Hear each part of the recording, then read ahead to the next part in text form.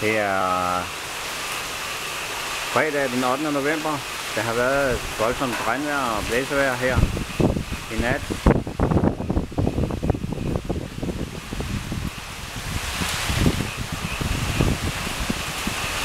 Alting flyver rundt omkring. Harpyrene lå i svømmepølen.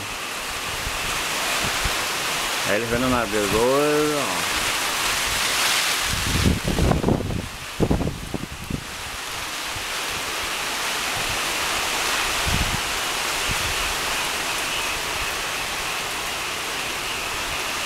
Der skulle være en tyfon omkring Vietnam, som kaster en del af sig hernede omkring.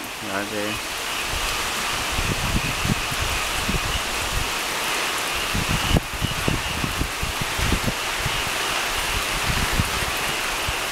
Men det lyder som om frøerne er glade, de kvækker lystigt.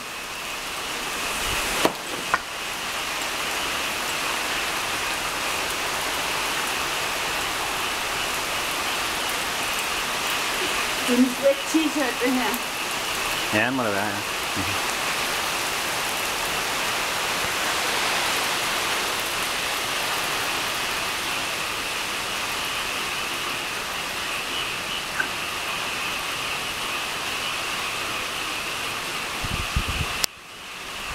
Men man ikke er ved at stille den af nu.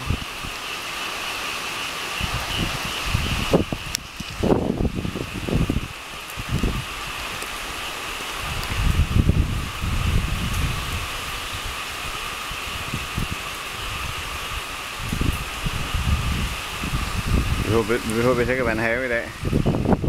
Der ligger en del vand på græsplænen.